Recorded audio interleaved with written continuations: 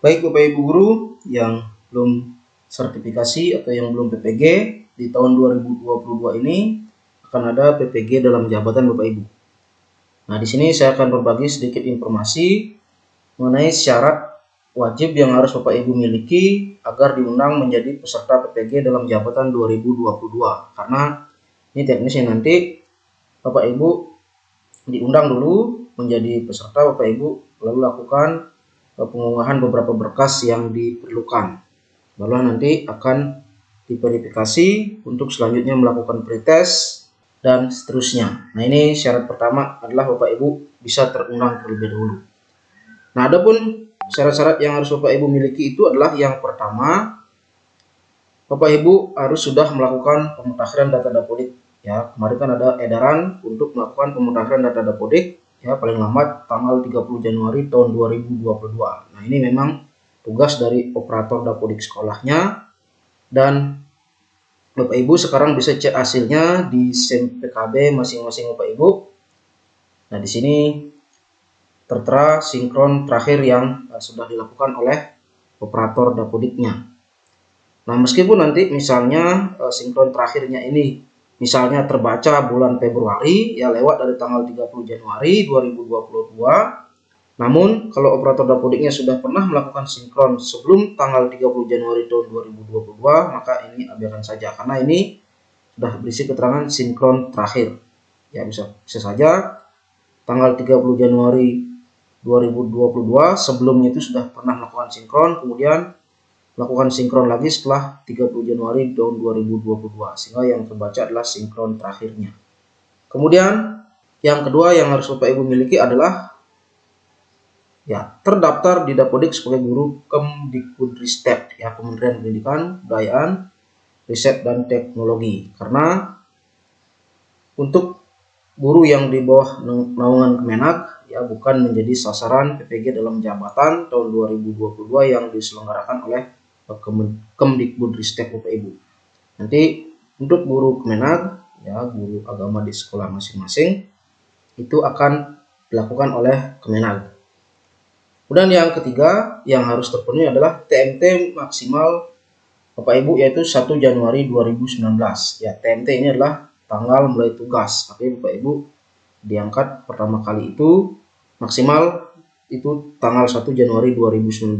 Nah, ini akan ada dua pola Bapak Ibu, yaitu pola yang Bapak Ibu yang TMT-nya maksimal sampai 31 Desember 2015 ya, artinya TMT sebelum 31 Desember 2015 dan TMT dari tanggal 1 Januari 2016 sampai dengan 1 Januari 2019.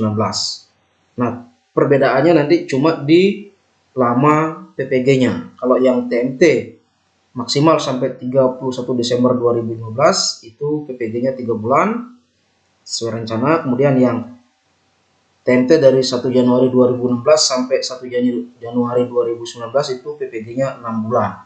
Sehingga Bapak Ibu sudah bisa mereka-reka ya TMT saya tanggal berapa, nanti akan masuk di kategori mana di sini. Kemudian untuk TMT ini nanti juga akan dibuktikan dengan SK Bapak Ibu. Ya, karena bagi Bapak Ibu yang terundang nanti melakukan pendaftaran PPG ini akan mengunggah beberapa SK, yaitu yang pertama SK pengangkatan pertama Bapak Ibu sebagai guru, kemudian SK pengangkatan 2 tahun terakhir yaitu tahun 2020-2021 dan tahun 2021-2022. Ini untuk yang non PNS. Nah, kalau yang PNS, CPNS itu mengunggah nanti SK pengangkatan pertama dan SK kenaikan pangkat terakhir. Itu nanti hasil verifikasinya baru Bapak Ibu bisa memenuhi atau tidak sebagai peserta PPG. Kemudian yang keempat yang harus Bapak Ibu miliki adalah Bapak Ibu harus mempunyai NUPTK, nomor unik pendidik tenaga pendidikan. Nah, Bapak Ibu silakan cek di SIM PKB masing-masing. Ya, kalau belum tercentang seperti ini, Bapak Ibu silakan validasi terlebih dulu. Nah, kalau sudah tercentang seperti ini berarti sudah aman Bapak Ibu untuk NUPTK dan NIK-nya. Kemarin kan sesuai dengan edarannya itu kan ini menjadi salah satu yang harus dimutakhirkan. Nah, jika ternyata NUPTK Bapak Ibu silang merah, nah apa yang harus Bapak Ibu lakukan? Bapak Ibu silakan segera lapor kepada operator sekolahnya. Ya, kemarin ini harusnya sebelum tanggal 30 Januari 2022 ya. Kemudian kalau hanya NUPTK yang silang merah, berarti kemungkinan ada masalah yaitu NUPTK ganda. Tapi kalau NIK-nya juga silang merah, berarti ada kesalahan di beberapa data, misalnya nama yang tidak sesuai, bisa jadi tempat tanggal lahir ya tidak sesuai dengan data Dukcapil, dan bisa jadi penulisan nama ibu kandungnya yang tidak sesuai Dukcapil. Nah, kalau NUPTK saja yang silang merah, berarti ya Bapak Ibu lakukan ini saja ya, lapor operator sekolahnya, kemudian operator sekolahnya yang berkoordinasi dengan operator dinas atau yang menangani NUPTK. Kemudian yang kelima yang harus Bapak Ibu ketahui adalah status kepegawaian. Ya, status kepegawaian Bapak Ibu silakan dicek di SIM PKB boleh ya, dan lebih lengkap itu ada di Info GTK. Nah, untuk bulan sekarang belum ada penarikan data ke Info GTK, sehingga Bapak Ibu cukup cek di SIM PKB saja dulu. Nah, sasaran dari PPG dalam jabatan 2022 ini adalah CPNS, PNS, guru tetap yayasan, dan guru honorer daerah ya, baik tingkat 1 maupun tingkat 2 Bapak Ibu ya, honor daerah kabupaten atau honor daerah provinsi. Nah, guru honor sekolah itu bukan menjadi sasaran PPG dalam jabatan 2022, sehingga Bapak Ibu yang status kepegawaiannya guru honor sekolah ya, untuk di tahun ini tidak menjadi sasaran ya, biar nanti tidak salah memaknai.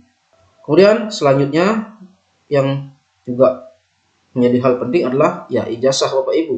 Ijazah Bapak Ibu ya harus ijazah S1 atau D4.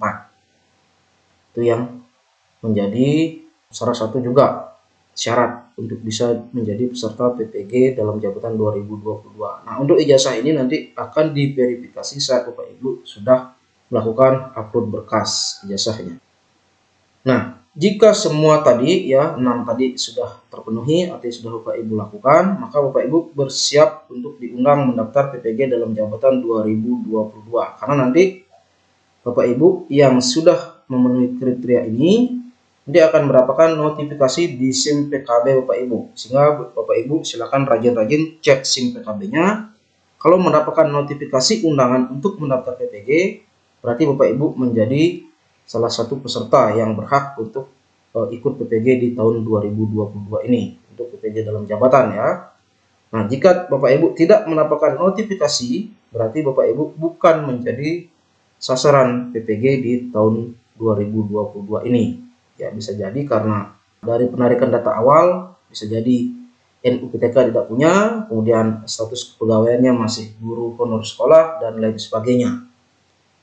Nah, ini yang penting Bapak Ibu rajin saja melakukan pengecekan di akun SIM PKB masing-masing.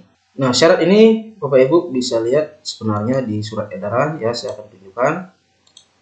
Ini Bapak Ibu ada surat edaran dari Direktur PPG ya, Direktur Pendidikan Profesi Guru tertanggal 4 Februari 2022. Ini perihal pendaftaran dan seleksi administrasi pendidikan profesi guru dalam jabatan tahun 2022. Ya, di sini sebenarnya sudah lengkap. Informasi yang tadi saya sampaikan itu adalah intisari ya dari surat edaran ini. Nah, untuk alur lengkap mengenai PPG dalam jabatan 2022 ini ya, bagaimana proses awal sampai akhir nanti Bapak Ibu bisa mendapatkan sertifikasi, nanti saya akan buatkan video tutorial berikutnya, sehingga Bapak Ibu yang belum subscribe ya tidak ada ruginya untuk mensubscribe channel ini, karena nanti saya akan buat video-video yang berkaitan dengan PPG dalam jabatan tahun 2022 ini. Baik, demikian informasi singkat ini Bapak Ibu, semoga bermanfaat. Terima kasih.